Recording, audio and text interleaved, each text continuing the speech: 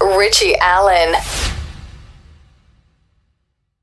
And she became involved in the investigation of child abuse in 1989 whilst carrying out a search of a suspect's premises. There they found hard drugs and child pornography in video and photographic form. Some of it looked ritualistic. A lot of this is going to make sense to you, hearing what we heard from David Icke last night. The subject was involved with a company, a big technology company, and was engaged in research at a building transfer of biological weapons data to Iraq. And I could go on and on and on to tell this story, but I'm going to bring her on herself to talk about it. She's a truly remarkable woman, talking to us from an undisclosed location. It's a real honour to welcome Andrea Davison to the show. Andrea, welcome to the programme. How are you? I'm absolutely fine and delighted to be on your show, Richie. Listen, the pleasure is all ours. I don't know if you caught any of David's chat with me last night. You might not have done because of where you are. It's on YouTube today. But your name came up in it a few times. You probably won't be surprised to hear. Do you want to talk to us about North Wales? Do you want to start off talking about that and what you uncovered there? Well, in a way, Richie, everything seems to have come full circle today. In the late 80s and 90s, we were investigating Dolphin Square, Pie, John Allen's child abuse empire, and the cover-up, the involvement of the police, the courts, Parliament in a cover-up. And it seems that all the things that we investigated then and tried to expose then are actually coming back full circle today. I mean, every day I'm reading more and more in the news about matters that we exposed 25 years ago. It's remarkable, really. I said that to David last night. I said the same thing. You must feel vindicated in one way, and another way it must feel very weird and bizarre that all of these things that you said were going on, that you were talking about, you were investigating, are now in the public domain. Talk to us about how the methods they used, Andrea, when you were coming across this information. How difficult did they make it for you to get it out there? And how did they block these investigations? I was arrested several times. I was invited to the Attorney General's office and arrested there. Basically, they were trying to do everything they could to cover it up. Of course, being arrested was the least of the crimes that they committed to cover it up. Many people didn't survive. They used all sorts of methods, the courts, the police, covert surveillance. They drove some people crazy, obviously, with tailing them everywhere, tapping their phones, trying to ruin them financially. Financial deprivation was a key tool in their arsenal of persecution. Basically, what has never really come out is that it isn't just child abuse being committed by perverts. It's $1 billion industry. Yeah, it and is, yeah. John Allen, you see people get arrested for having hundreds of thousands or thousands of child abuse images and videos, even snuff videos. There's never an investigation into their finances. People are convicted. There's no investigation into their finances. And this is one of the crucial avenues that needs to be explored by everyone, because this industry, this $1 billion industry, really needs to be stopped. And the only way to do that is to actually investigate the finances. When John Allen, who ran the 11 children's homes in North Wales, he was connected with Howard, and they've both been convicted. He ran companies which produced videos, but there was no investigation into this company or the profits they produced.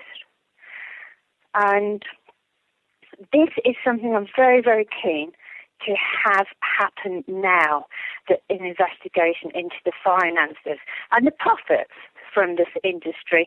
I mean, forced prostitution of children is profitable.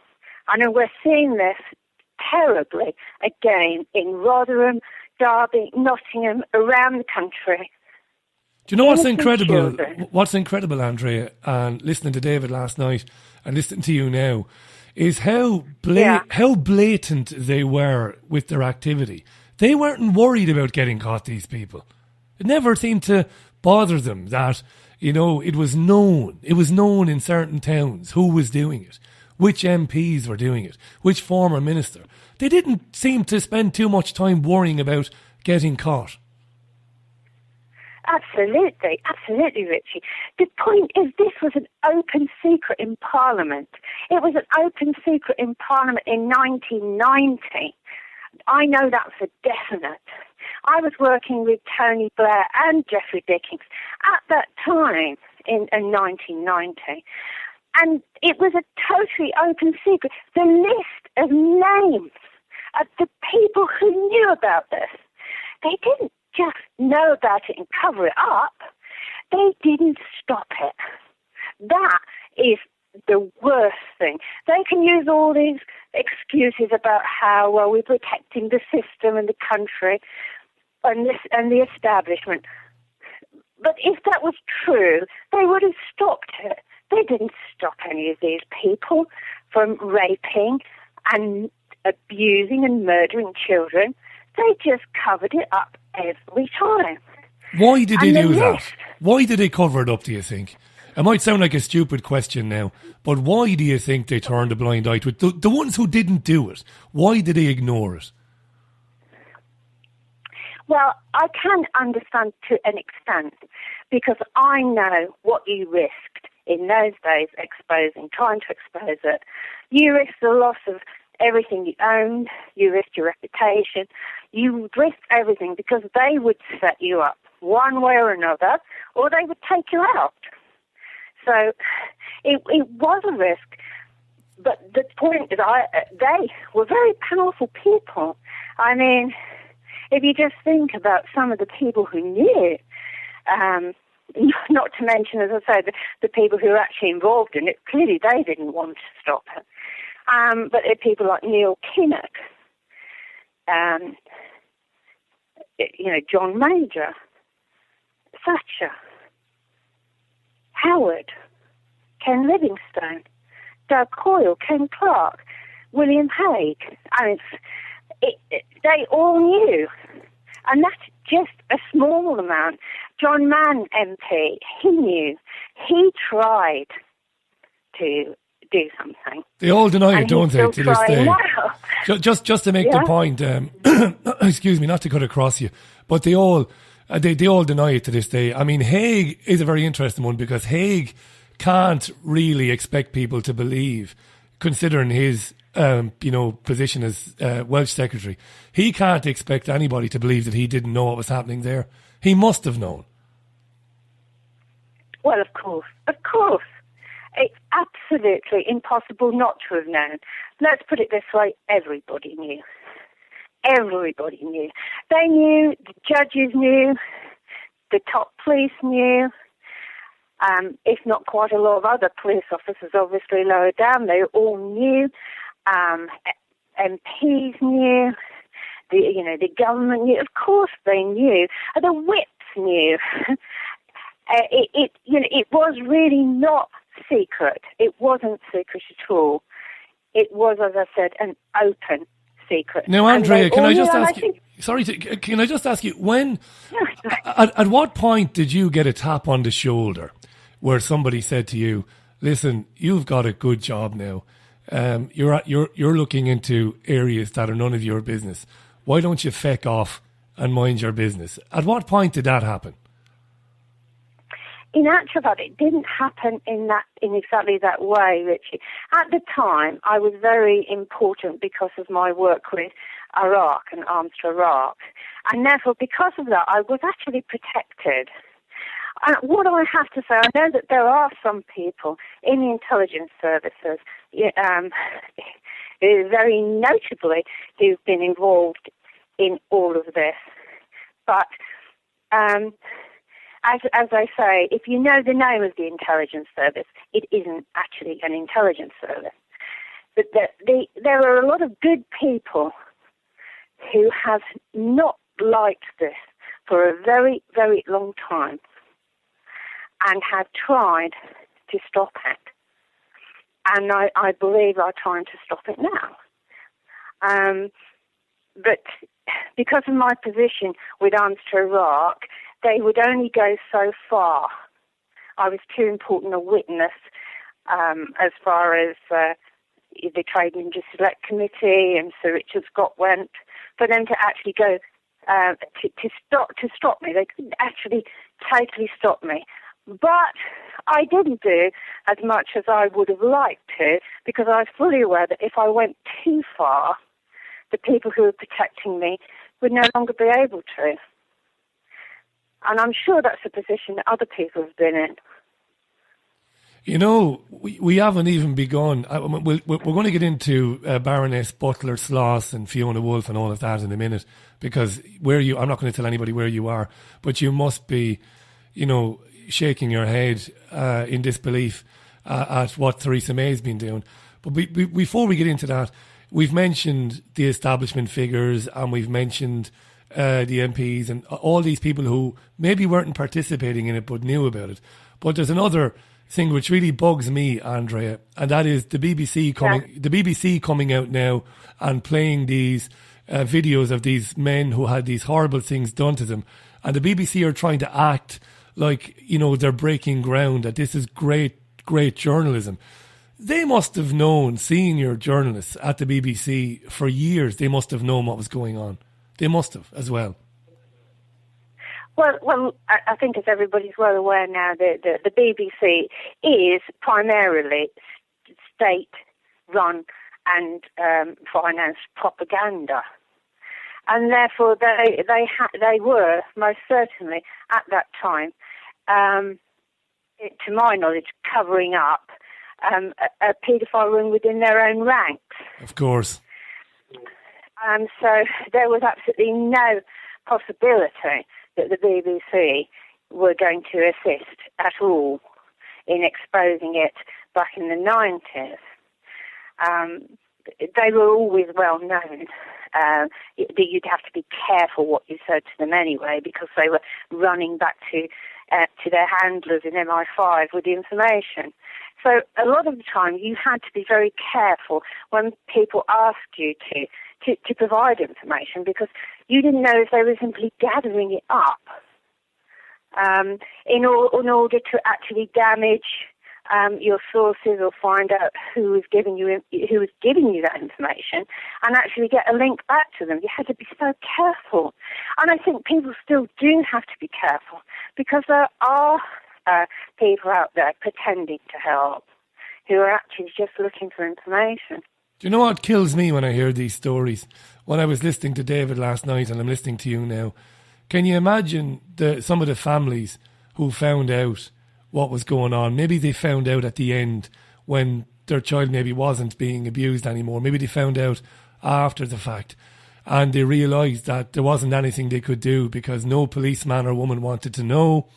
Nobody was going to be investigated. How helpless must those parents have felt, knowing that judges, barristers, MPs were buggering their children and there's nothing they could do about it? How must they have felt, Andrea? My heart goes out to them. It really does. I mean, I'm the victim myself of persecution, but these people, but at least I have a background. I understand what's happening. These people must be devastated when their child is so terribly abused and there is no one to turn to.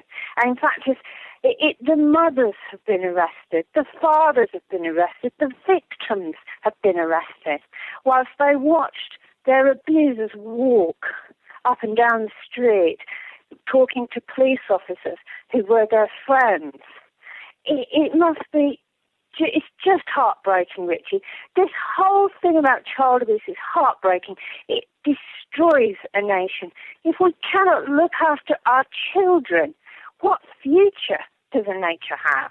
There's a million questions coming in for you. By the way, tweet after tweet after tweet of people saying, what a wonderful woman you are for doing what you did, despite the personal implications for you. I will second that. I said to you today on Skype, I think you're extraordinary. I mean it from the bottom of my heart. I think you're an amazing woman. Really good question coming in. I've had an email in, and it's from a woman who says her name is Sandra, and she says she was abused, but she would never talk about it.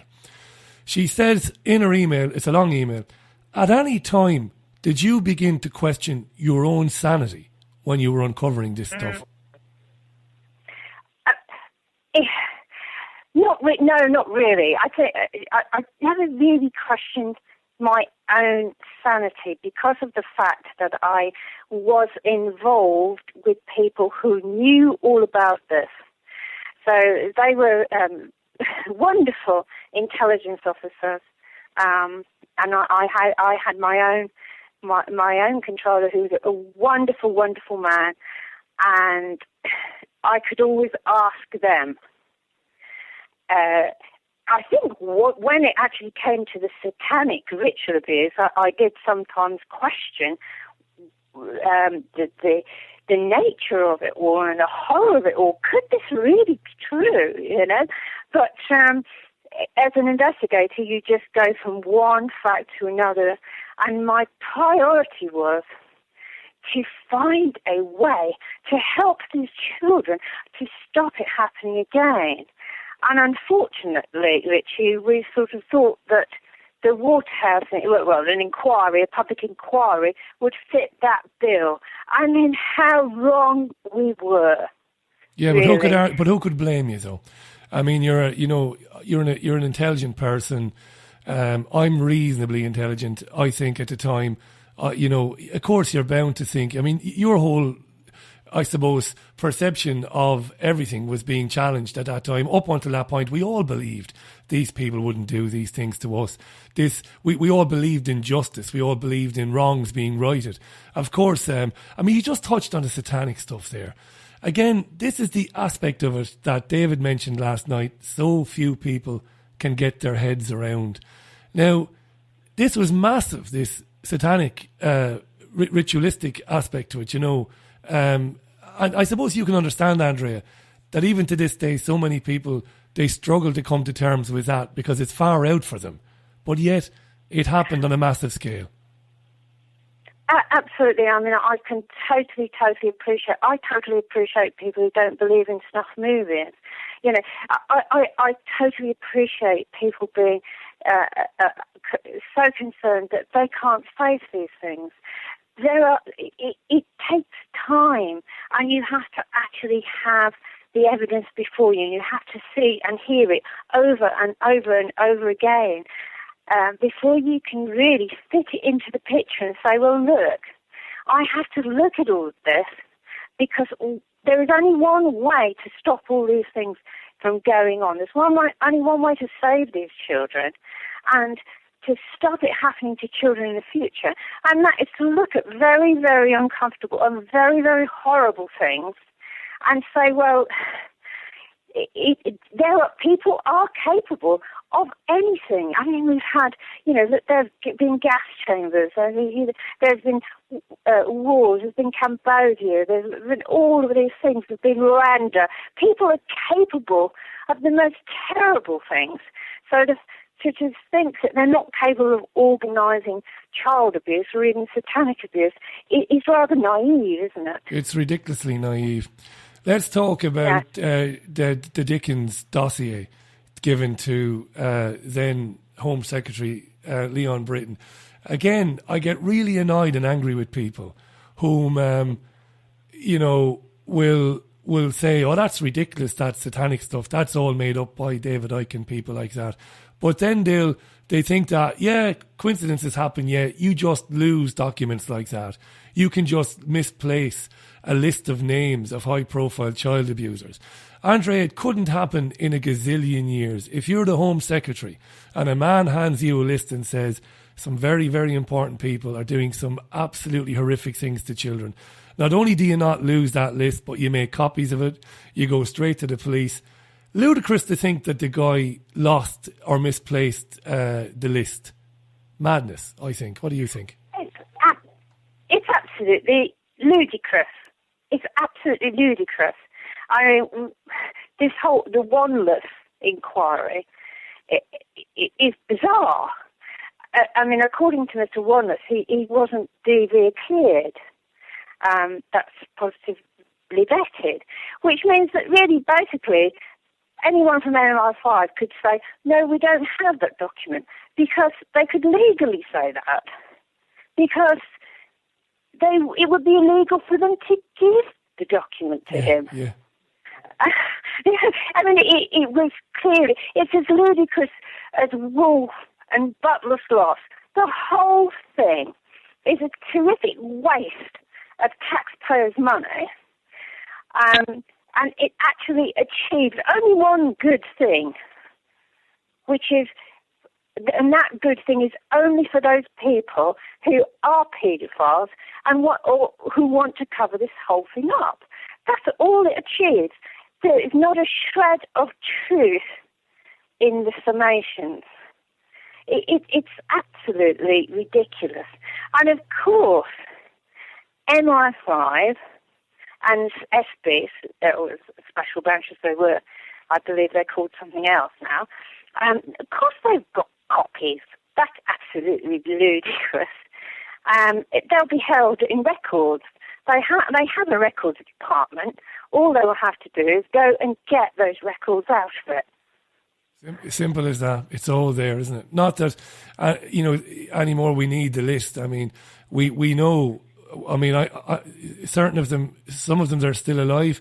I'm going to do the decent thing. Maybe I shouldn't, but I'm not going to name them on this programme. But, I mean, we know.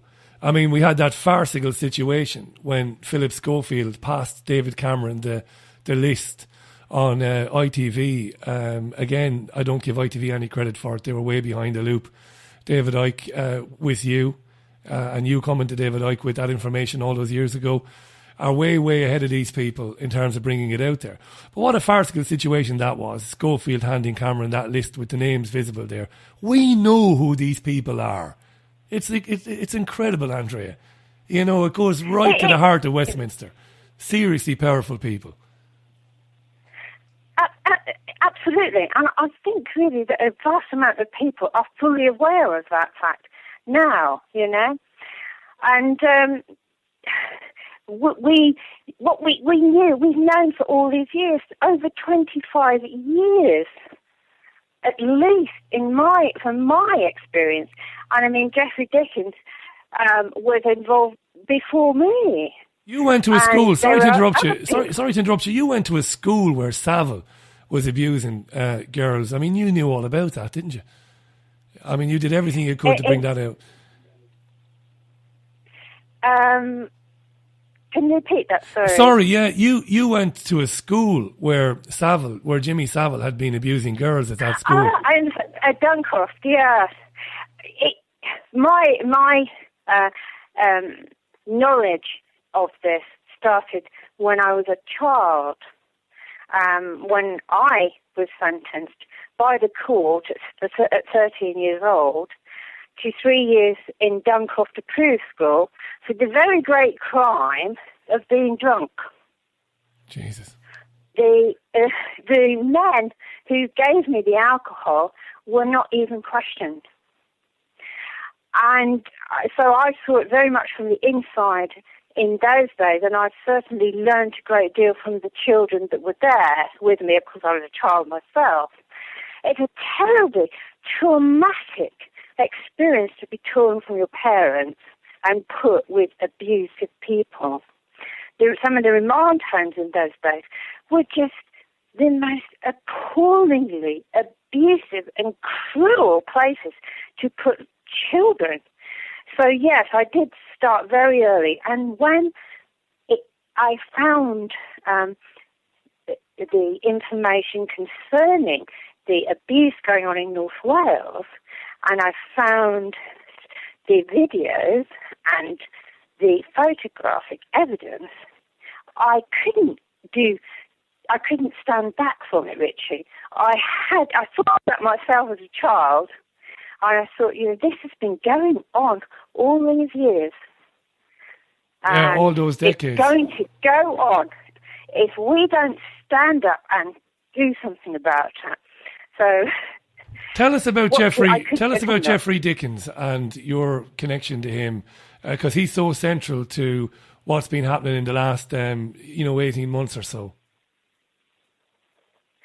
Well, during the time when I was working with Tony Blair, who allegedly wanted to uncover the police corruption and child abuse in North Wales, I was also working with Jeffrey Dickens at the same time. He was a very interesting character. He was larger than life, and because of my involvement, I was very interested in Pi. If you actually research the child abuse in North Wales, John Allen, he was at the head of the Bryn Allen community, and Allen and Howard, another paedophile, who worked together, but Howard had a connection with Peter Wrighton. They both worked in a children's home in Kent together. So the connection between North Wales, Wrighton, Pi, and Westminster, and also, of course, obviously Dolphin Square, was very powerful. And so I wanted to benefit from Jeffrey Dickens' knowledge on Pi, particularly, because it was something that I wanted to work on. And later, much later, I co-wrote an article for Spiked, which was a magazine after Scallywag, and about Pi and the Home Office. And some of that information came from Jeffrey Dickens. So Jeffrey kindly passed to me very secretly some documents of his whilst I was doing research. This, of course, at the time, I didn't think anything very much of these papers. Apart from that, they were interesting. They confirmed a lot of things we suspected. And they went in with the rest of them. I took copies of most documents. And they just went in with the rest of my evidence. After the Waterhouse inquiry was established in 1996, we actually were threatened with contempt of court if we revealed any of the names of important people, particularly MPs. And so basically, we believed at that time that having established the Waterhouse inquiry, something was going to happen. We were going to change everything. That child abuse was going to be on the menu. People would no longer say, oh, no, you can't talk about that. Because of that, a lot of my things were put in boxes, as it were. That's sort of a metaphysical way of putting it. And I just kept them. And in 2010, January 2010, my whole home was raided. And they took every document out of my house. And it included a box with all the child abuse evidence in, and all the arms to Iraq evidence. I thought nothing, I thought they were after the arms to Iraq evidence. At that time, no child abuse hadn't been talked about. The Westminster paedophile ring hadn't been talked about for some length of time. I since found out, of course, that they were investigating Jim Savile and Duncroft, of course, and I'd been a Duncroft girl.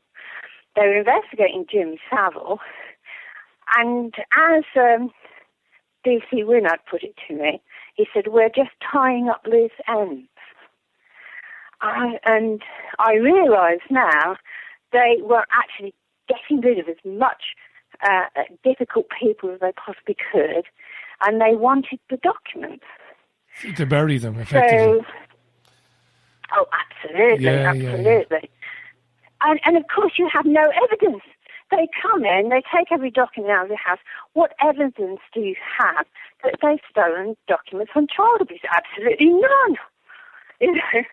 Because they don't give you a list of the documents they've taken. They don't leave you with any proof. So I didn't have any evidence until recently, because when I left for South America, I left my 2 vehicles outside my property. And these were stolen by 2 people that I knew. Not only that, they went into the house and they stole a lot of valuable property, anything they could get their hands on. And they also stole keys to a secure lockup. The lockup was where I had the originals, my diaries, the originals from Jeffrey Dickens, letters from Tony Blair, things like that. And they're being looked after by a third party. Now, some of these documents eventually turned up in the hands of the CPS in Yorkshire. Now, for our American listeners now, this is the Crown Prosecution Service. It's like the district attorney in the United States of America. So that's where these documents have ended up now. Go ahead, Andrea. That's right. Yeah. Yes, in a Crown Prosecution Service. And I found out that the Yorkshire Police the West Yorkshire Police had conspired with the thieves to steal the documents. And they also allowed the thieves to keep both my vehicles and all the property they'd stolen. Anyway, my solicitor bravely went to court to get a court order for my Land Rover to be returned to me, which is one of the vehicles they'd stolen. After the CPS, the Crown Prosecution Service, had scanned some of the documents which had been stolen to my solicitor. So he got a court order in March this year for the Land Rover to be returned, but the police refused to give the address of the thief who had stolen it or where the vehicle was. Eventually, they admitted that it was a farm in St Albans, and they gave the email address of the thief. But that was all, and he just didn't bother replying to my lawyers. And funny enough, Richie, it was over the weekend. Ian Puddock, who you'll probably all know, is a veteran in exposing police corruption. He was on the show last week. He was on with us last week. Yeah, he was. Yeah. Yeah. I didn't know that.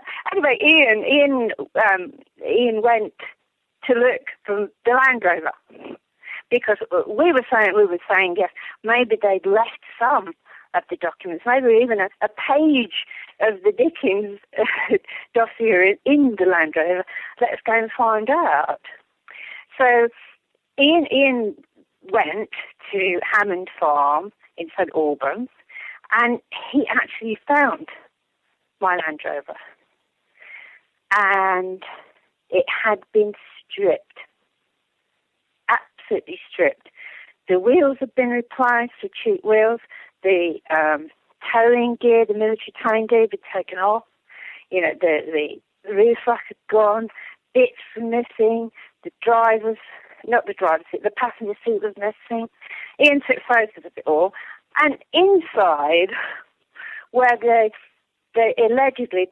thieves had said they had put all the property that they had taken from, they had, or they didn't admit to taking it, that they had of mine and the person who was looking after documents for me, there was just nothing.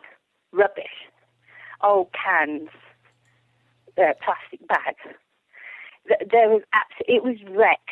It was a total wreck. It had been left outside for 2 years. So the police had conspired with these thieves to steal 2 vehicles, a lot of property, and basically all to get hold of documents on child abuse.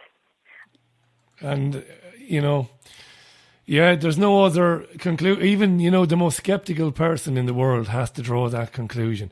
We've got about 8 or 9 minutes left, and I wanted to get to something which is really important. That people really need to understand this, just how filthy and blatant the corruption goes in this country. Talk to us about Nicholas Parry. I'm sorry, Richie, you just went a little bit I just went a bit, there. there's a bit of distance between us, all right. No, I want you to talk about Nicholas Parry and your encounters with him over the years and in court. Oh, yeah. Nick Parry, yes, right. Well, I first came into contact with Nick Parry during the Waterhouse inquiry. I was representing some of the victims because what I'd done is I'd trained as a mental health advocate, and because of this, I ended up representing some of the victims. I don't know if the listeners know what a mental health advocate is, but it's somebody who basically will just do whatever the person with mental health difficulties wants them to do. It was a charity funded by Sainsbury's, so it had no links to council, nothing. So you just do what your client asks you to do. And of course, many of the children, as they grew up, of course, they did have mental health difficulties. Well, you would, wouldn't you? You've been abused like that, yeah? So now Nick Parry, who was a solicitor at the time, he was representing some of the accused. And let's be plain about this. These people were accused of systematic rape, abuse, and violence towards the children in their care. In 11 children's homes, they were accused of prostituting them out of those children's homes.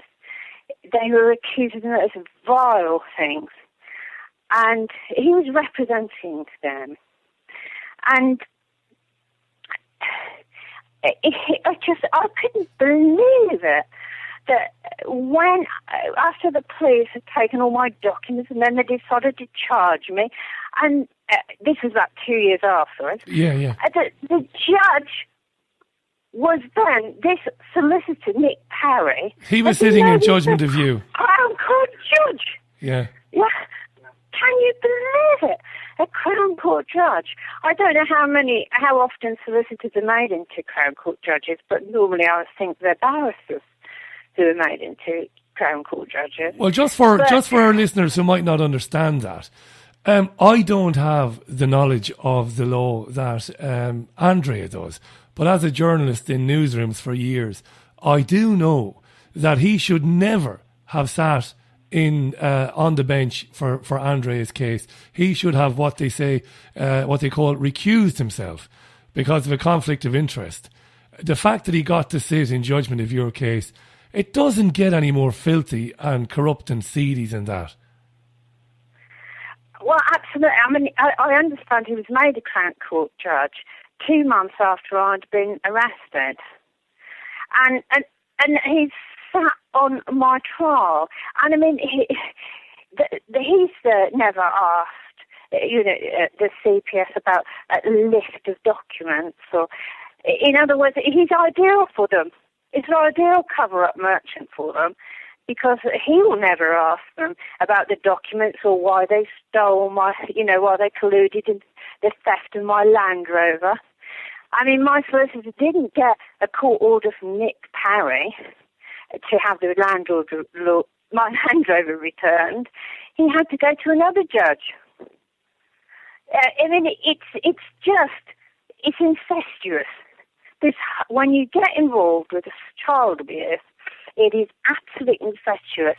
They have their people in key positions in the courts, in the CPS, in the police, in Parliament. They have their key people everywhere.